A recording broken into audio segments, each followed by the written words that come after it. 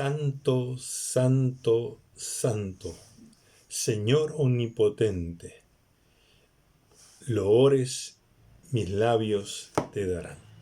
Qué tremenda declaración en este himno. Reconocer que Dios es 3 veces santo y que nosotros estamos dispuestos siempre a adorarle, a alabarle, a reconocer con nuestros labios y también con nuestro corazón que Él es santo. Amén. Qué lindo himno que nos recuerda el carácter de Dios. Este es diríamos, el primer atributo de Dios. 3 veces santo. Santo en el Padre, santo en el Hijo y santo en el Espíritu. Amada Iglesia del Señor, muy buenos días. Que el Señor me los bendiga a cada uno y que la gracia del Señor siempre esté reposando sobre cada uno de ustedes. Damos gracias al Señor siempre por un nuevo día de vida. Es una bendición estar con ustedes esta mañana para compartir la palabra y para orar también, alabando al Señor, adorando, reconociendo sus atributos, reconociendo su santidad, por supuesto, y cada uno de esos atributos tan importantes, tan apreciados, porque esto nos hace confiar más en Él. Dios es amor, Dios es fiel, Dios es justo, Dios es poderoso, pero también es santo. ¿Qué les parece si tomamos este tiempo para adorarle al Señor, reconociendo sus atributos? ¿Qué les parece si usted allí en su casa puede recordar? Yo generalmente uso el abecedario para recordar los caracteres, el carácter de Dios o las características de Dios. Por ejemplo, comienzo adorándole y dándole gracias a Dios porque Dios es, con la letra A, amor. Con la letra B, bueno, ¿no es cierto? Con la letra C, consolador, ¿no? O compasivo también. Con la letra D, dadivoso, ¿no? Con la letra E, eterno. Con la letra F, fiel. Y así, con la letra G, grande, ¿no es cierto? Es decir, usted puede ir recorriendo con el abecedario, recordando cada uno de estos atributos. Vamos a orar. Acompáñeme, por favor, para adorar al Señor y para agradecerle por cada uno de sus beneficios, comenzando, por supuesto, por la salvación, por Jesucristo, nuestro Señor, nuestro Redentor, que se dio a sí mismo para perdonar nuestros pecados, para morir en la cruz y perdonar nuestros pecados y ponernos en paz con el Señor. Por el Espíritu Santo que ha venido a morar en nosotros y por cada uno de los beneficios de nuestra salvación, es importante recordar esto. Vamos a orar. Amado Dios, muchísimas gracias, Señor, porque como dice este himno precioso, venimos a ti reconociéndote que eres 3 veces santo y que eres el Señor omnipotente y que loores dará nuestros labios. Y no solamente nuestros labios, Señor, sino que también lo dará nuestro corazón, nuestra vida, Señor. Gracias, Padre, por tu santidad, pero también, Señor, por tu amor, también por tu bondad, también, Señor, por tu consolación, por tu compasión, también, Señor, por tus dádivas, que son todas buenas, Señor, por tu eternidad, por tu fidelidad, por tu grandeza, por esa magnificencia, esa maravillosa gloria tuya, por tu gracia, Señor. Bendito seas. Tantos atributos, Señor, que en esta mañana los recordamos. Y te agradecemos, Señor, por tu Hijo Jesucristo sobre todas las cosas.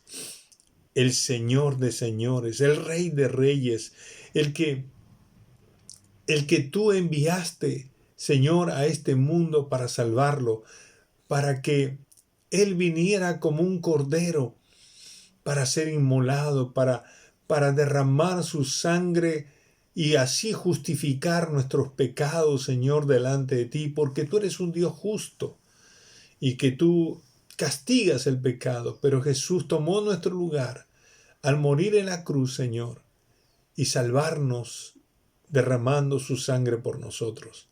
Gracias por el perdón de pecados. Gracias, Señor, por concedernos la vida eterna. Gracias, Señor, por hacer de nuestro cuerpo templo del Espíritu Santo.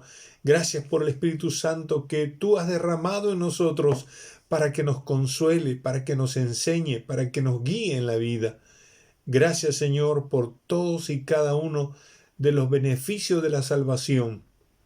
Gracias, Señor, por habernos escogido antes de la fundación del mundo. Gracias por amarnos y adoptarnos como hijos tuyos. Gracias por habernos concedido una herencia incorruptible, Señor.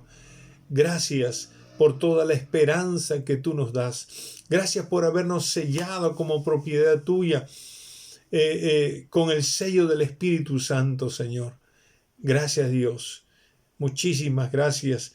Y por cada uno de los beneficios materiales que tú nos concedes. Gracias, Señor, por la provisión diaria. Gracias, Señor, por el trabajo. Gracias por la salud. Gracias por la medicina. Gracias, Señor, por el techo en que tú nos permites vivir. Gracias, Señor, por cada detalle. Gracias por este nuevo día, por cierto, Señor. Bendito sea tu nombre. Señor, concédenos un corazón siempre, siempre agradecido. Un corazón que te ame, que te adore, que te obedezca. Danos un corazón, Señor, para ti, para vivir para la gloria tuya, Señor. Gracias por esta mañana y ahora, al abrir tu palabra, bendícenos con ella, Señor. Bendícenos, Señor. Conforme a tu palabra, Señor. Mas buscad primeramente el reino de Dios y su justicia, y lo demás será añadido, dice tu palabra. Queremos, Señor, decirte, santificado sea tu nombre, exaltado sea tu nombre. Venga tu reino, hágase tu voluntad. Señor, esas son las cosas que son importantes, Señor, para nosotros, que tu nombre sea exaltado, que tu reino sea establecido y que tu voluntad sea hecha aquí en la tierra como se hace en los cielos, y no solamente en la tierra en forma general, sino también en nuestras propias vidas, en nuestros matrimonios, en nuestras familias, Señor. Gracias, Padre. Ahora, Señor, háblanos. Bendícenos con tu palabra. En el nombre de Jesús, Señor, te lo pedimos. Amén. Amén. Gloria a Dios. Es lindo venir al trono de la gracia del Señor y adorarle, alabarle, derramar nuestros corazones con mucha gratitud. Tengo una taza que mi hija me ha regalado y dice en 1 Tesalonicenses 5, sed agradecidos, ¿no? Dad gracias a Dios en todo. Y eso es algo que me recuerda ser una persona agradecida. Esta mañana, hermanos, hermanas, seguimos con nuestro estudio del libro de Nehemías y prácticamente hemos llegado al final. Estamos en el capítulo 13 de este libro de Nehemías. ¿Usted se acuerda quién era Nehemías? Nehemías era el copero del rey. Esto significaba que él probaba el vino antes de que se le diera al rey, por si acaso ese vino pudiera haber sido envenenado. Entonces, Nehemías era una persona de confianza, era una persona muy cercana al rey y que por esa razón tuvo la bendición de que este rey Artajerjes en particular lo enviara a Jerusalén para reconstruir los muros. Hoy entonces nos toca meditar en este capítulo 13, que hay un subtítulo, si usted tiene la Reina Valera, dice Reformas de Nehemías. Así que vamos a meditar en este capítulo 13, que tiene por título Las reformas de Nehemías.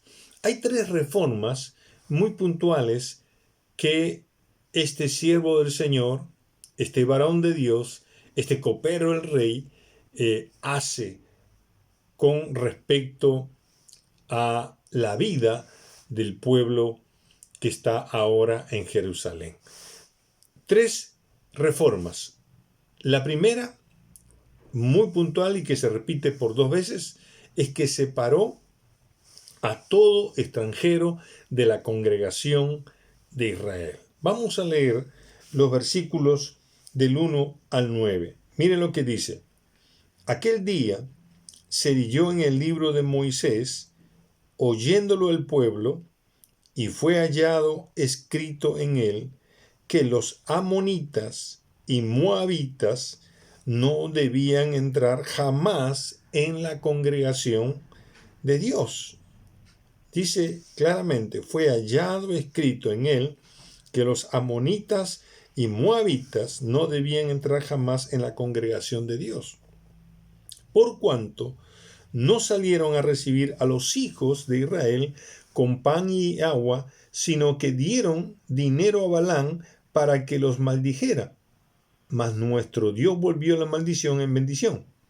Cuando oyeron, pues, la ley, separaron de Israel a todos los mezclados con extranjeros. Verso 4, miren lo que dice. Y antes de esto, el sacerdote Eliasib, siendo jefe de la cámara de la casa de nuestro Dios, había emparentado con Tobías y le había hecho una gran cámara, es decir, una habitación, en la cual guardaban ante las ofrendas el incienso y los utensilios del diezmo del grano, del vino y del aceite, que estaba mandado dar a los levitas, a los cantores y a los porteros, y la ofrenda de los sacerdotes. Mas a todo esto yo no estaba en Jerusalén, porque en el año 32 de Artajerjes, rey de Babilonia, fui al rey, y al cabo de algunos días pedí permiso al rey para volver a Jerusalén, y entonces supe del mal que había hecho Eliasib por consideración a Tobías, haciendo para él una cámara en los atrios de la casa de Dios. Y me dolió en gran manera, y arrojé todos los muebles de la casa de Tobías fuera de la cámara, y dije que limpiasen las cámaras, e hice volver allí los utensilios de la casa de Dios, las ofrendas y el incienso.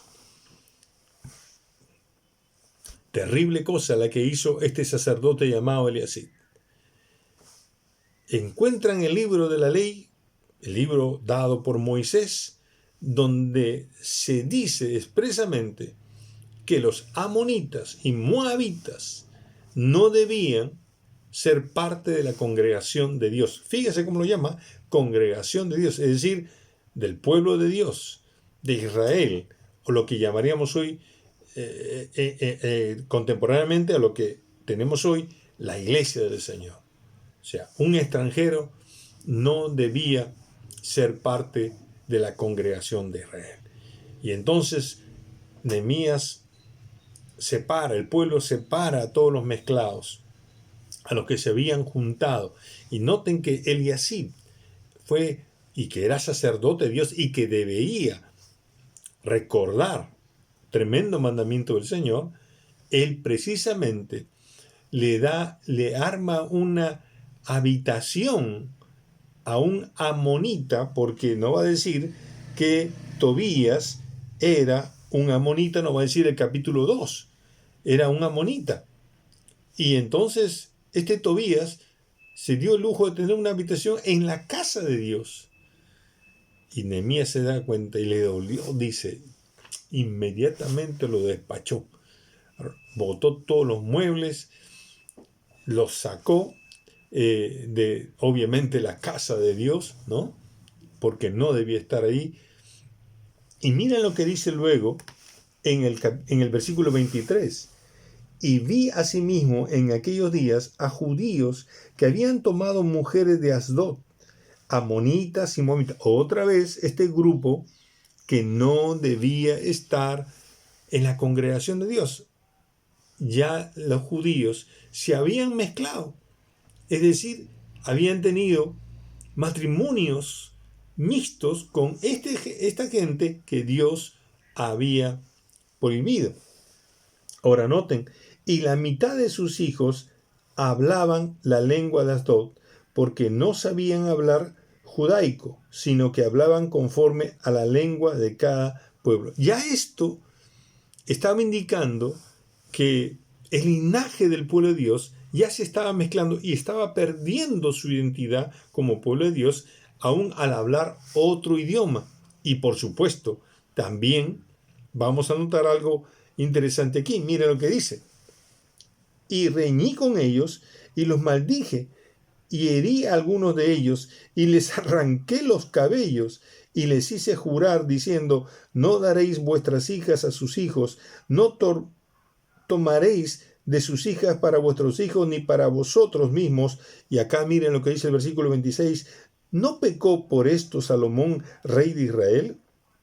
Bien que en muchas naciones no hubo rey como él, que era amado de su Dios, y Dios lo había puesto por rey sobre todo Israel, aún a él le hicieron pecar las mujeres extranjeras. Y obedeceremos a vosotros para cometer todo este mal tan grande que de prevaricar contra nuestro Dios tomando mujeres extranjeras. Y uno de los hijos de Joiada, hijo de sumo sacerdote Eliasib, era yerno de Sanbalat Horonita, por tanto los ahuyenté de mí. Ahora, noten, hermana, que el pueblo se había mezclado y no solamente ya estaban hablando el idioma de los extranjeros y habían perdido su identidad como pueblo, sino también estaban pecando como Salomón pecó.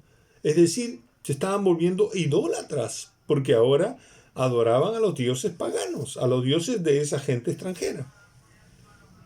Y entonces Nehemías dice, no, hay que separar esto. Y ustedes noten la reacción de Nehemías. Bota todos los muebles de esa habitación de Tobías en el templo. Los bota. Y aquellos que se habían casado con mujeres amonitas o moabitas, dice, les arranca el cabello. Es decir, en ese enojo, ¿verdad? Les arranca el cabello, mostrando celo por obedecer a Dios. Hermano, hermana, qué tremendo es esto. Pero hay que recordarnos una cosa. La Biblia nos enseña ahora en el Nuevo Testamento que no debemos unirnos en yugo desigual. Y en ese sentido, hermano, Dios no quiere que nosotros pequemos al establecer relaciones sentimentales, matrimoniales, con gente que realmente no cree, no tiene a Jesús como el Señor y Salvador de su vida. Ahora, una cosa es esto, y yo quiero decirla bien claramente. Cuando una persona llega a Cristo, llega a la iglesia por primera vez, y en la iglesia recibe a Cristo como Señor y Salvador, esa persona puede ser una persona soltera y puede ser una persona casada o divorciada, lo que fuera. Pero si llega en ese estado, cual sea el estado, sea soltero, separado, divorciado o casado, si la persona es casada, obviamente no se refiere a que él se casó con una persona, vamos a decir así, extranjera, o una persona que no cree en el Señor, sino que ya él llega al Señor casado y en ese sentido no está pecando. Quiero dejar claro esto. Porque él ha llegado recién al Señor. Y si yo como cristiano yo como persona llego al Señor siendo soltero y me enamoro de una persona que no cree en el Señor, que no ha recibido a Cristo como Señor, no lo tiene a Él como su primer amor, ahí sí estoy pecando. Ahí estoy pecando. Y peor si yo contraigo matrimonio, porque entonces tengo un problema serio con el Señor. Estoy desobedeciendo ese mandato de no unirme en yugo desigual. Así que esta es la primera enseñanza, que lo que está diciendo Nehemías o lo que nos está diciendo esta reforma es que cuidemos la santidad de nuestras relaciones sentimentales, de nuestro matrimonio, ¿verdad? En este sentido. La segunda reforma la encontramos en los versículos 10, que tiene que ver específicamente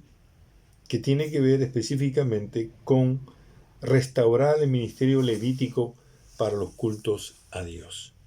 Ahora, dicho de paso, si usted nota en el versículo 29, antes de ir a la segunda reforma, dice Nehemías ora, acuérdate de ellos, Dios mío, contra los que contaminan al sacerdocio y el pacto del sacerdocio de los levitas. Acuérdate de ellos, Dios mío, contra los que contaminan el sacerdocio y el pacto del sacerdocio y de los levitas. En la versión de la traducción del lenguaje actual dice, Dios mío, castiga a los sacerdotes y a los ayudantes que no han respetado el pacto que hicieron contigo. Obviamente Nehemías, con ese celo de Dios, está diciendo, ¿sabes qué, Señor? Desaparécelos, castígalos, Señor. Ahora, para que veamos la seriedad de este mandamiento que Dios le dio al pueblo de Israel en ese momento. Ahora, hay extranjeros en la Biblia que se convirtieron a Dios y fueron aceptados en la congregación. Esa es otra cosa.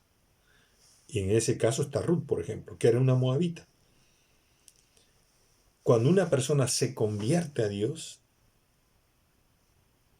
su corazón se vuelve a Dios, no importa de qué nacionalidad sea, y camina con Dios, es miembro del pueblo de Dios y Dios lo acepta. Así que, en ese sentido, hay que aclarar también. La segunda reforma fue que Dios restauró el ministerio levítico para los cultos.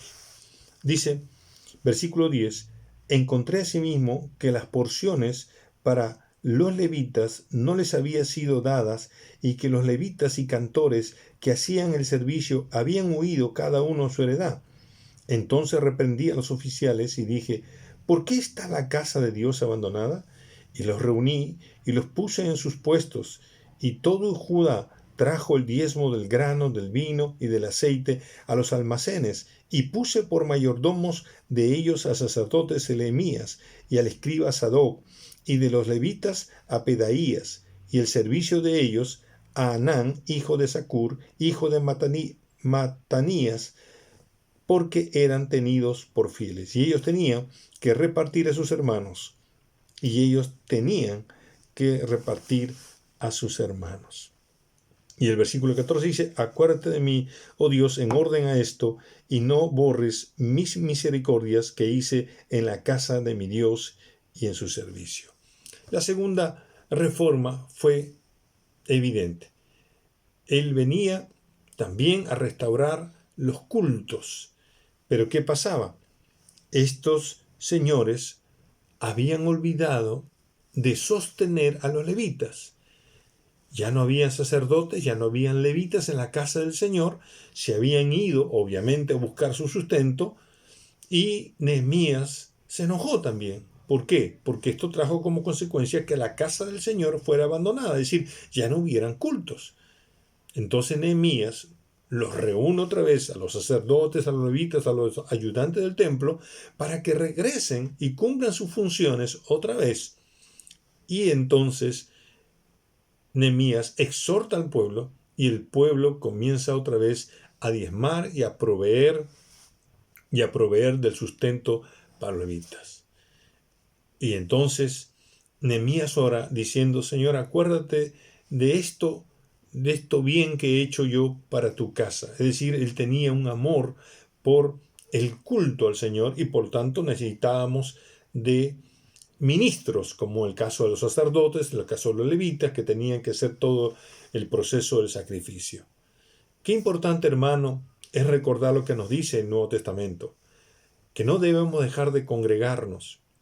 Y no debemos dejarnos de congregarnos porque cuando nos congregamos, nuestra primera tarea es adorar a Dios. Y adorar a Dios significa rendirle culto, aprender de Él y salir llenos, capacitados para servir. Entramos para adorar y salimos para servir. ¿Se acuerda usted de esa frase que tenemos en la iglesia? Y claro, mi querido hermano, pero para eso se requiere del respaldo de gente que ministre en ese lugar. Y eso también conlleva al sustento de la casa de Dios. Creo que todos los conocemos y cómo este pueblo comenzó a diezmar, a ofrendar para el sustento de la casa de Dios. Y esa es nuestra responsabilidad, hermano. ¿Queremos adorar al Señor? Entonces necesitamos que la casa del Señor no esté abandonada y para eso necesitamos sostenerla con oraciones, pero también con nuestros diezmos y ofrendas. La tercera reforma es una reforma muy interesante. Dice el versículo 15: en aquellos días vi en Judá algunos que pisaban en lagares en el día de reposo y que acarreaban haces, dice, y cargaban asnos con vino y también de uvas, de higos y toda suerte de carga que traían a Jerusalén en día de reposo. Y los amonesté acerca del día en que vendían las provisiones. También había en la ciudad tirios que tenían pescado y toda mercadería y vendían en el día de reposo a los hijos de Judá en Jerusalén. Y reprendí a los señores de Judá y les dije: qué mala cosa es esta que vosotros hacéis, profanando así el día de reposo. ¿No hicieron así vuestros padres y trajo nuestro Dios todo este mal sobre nosotros y sobre esta ciudad? Y vosotros añadís ira sobre Israel, profanando el día de reposo. Sucedió, pues, que cuando iba oscureciendo a las puertas de Jerusalén, antes del día de reposo, dije que se cerrasen las puertas y ordené que no las abriesen hasta después del día de reposo. Y puse a las puertas a algunos de mis criados para que en el día de reposo no introdujeran carga. Y se quedaron fuera de Jerusalén una y dos veces los negociantes y los que vendían toda especie de mercancía. Y los amonesté y les dije: ¿por qué os quedáis vosotros delante del muro? Si lo hacéis otra vez, os echaré mano. Desde entonces no vinieron en día de reposo, y dije a los levitas que se purificasen y viniesen a guardar las puertas para santificar el día de reposo. También por esto, acuérdate de mí, Dios mío, y perdóname según la grandeza de tu misericordia. ¿Cuál fue la tercera y última reforma? Preservó, santificó en obedecer el día de reposo. Usted sabe que en la ley de Dios, en los 10 mandamientos, el cuarto mandamiento establecido por Dios es que debemos guardar el día de reposo. Esto significa que es el día para adorar al Señor, es el día para buscar. Y como cristianos nos toca a nosotros hacerlo el día domingo, porque es el día en que el Señor resucitó. Y es el día en que la iglesia se reunía para adorar al Señor. En el Nuevo Testamento encontramos eso. Y es ahí entonces que el celo de Nehemías era: hay que cuidar el día de reposo, hay que reverenciarlo, hay que santificarlo, hay que respetarlo, hay que obedecer este mandato, porque por esta razón nosotros fuimos llevados cautivos.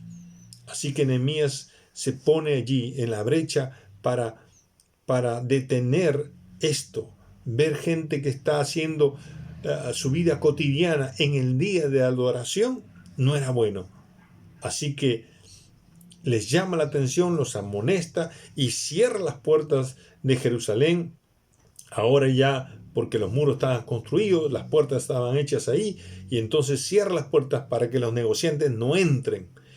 Y les permite entonces cuidar ese día que era dedicado al Señor. Ese celo de Nehemías era realmente impresionante, hermanos. Ese celo de Nehemías era impresionante. Por eso el capítulo 13 termina diciendo: los limpié pues de todo extranjero.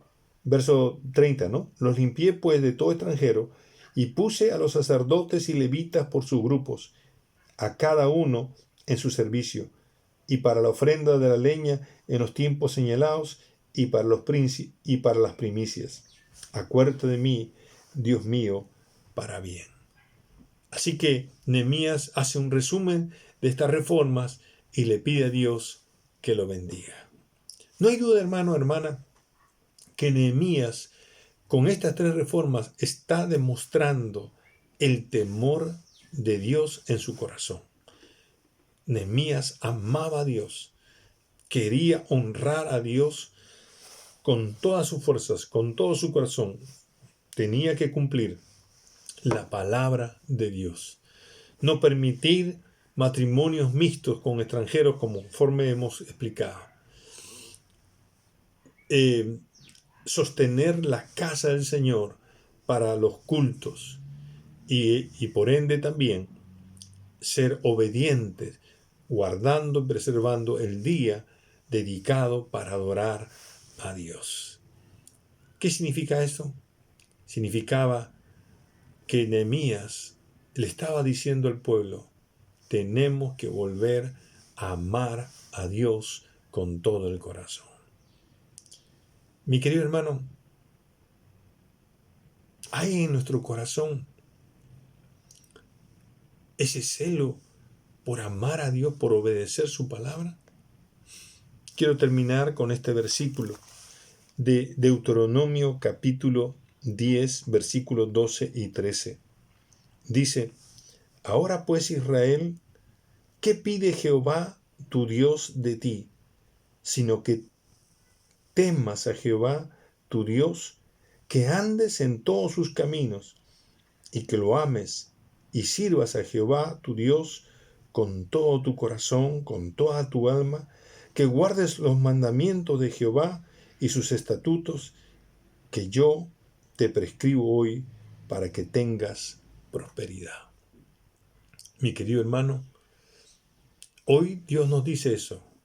¿Qué es lo que Dios pide de ti, iglesia? Que le temas, que le sirvas, que le ames con todo el corazón, con toda el alma, y que obedezcas todo lo que Dios dice en su palabra. Que Dios te bendiga, que te dé a ti y a mí, comenzando por mí, un corazón obediente a Dios, no rebelde, no contumaz, un corazón aún en medio de lo difícil que a veces puede ser obedecer a Dios, sobre todo en el matrimonio, en elegir a alguien.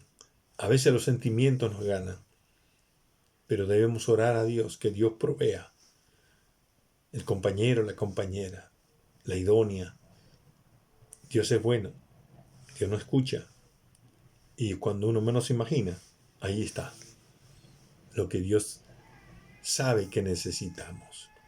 Mi querido hermano, amemos al Señor y tengamos un celo como el de Nehemías para obedecer siempre al Señor. Amén. Vamos a orar. Padre bueno, gracias por tu palabra en esta mañana, y te ruego que tú la apliques al corazón de cada uno de nosotros. Gracias, Señor, por recordarnos lo que tú amas. Tú amas, Señor, que obedezcamos tu palabra, aún en las cosas sencillas o en las cosas difíciles también, en las relaciones con otras personas. En nuestra adoración a ti, permítenos tener un corazón siempre, siempre, Señor, obediente a tu palabra. En el nombre de Jesús te lo pedimos. Amén. Amado hermano, hermana, que tenga un hermoso día, que Dios me lo bendiga, un abrazo fuerte. Y les voy a pedir un favor, oren por un servidor. Dios mediante, necesito tomar un tiempo de descanso. Estamos viendo, posiblemente la próxima semana, quiero estar con mi familia, necesito estar con mi nieto. Oren por favor por un servidor y mi familia. Muchas gracias. Bendiciones.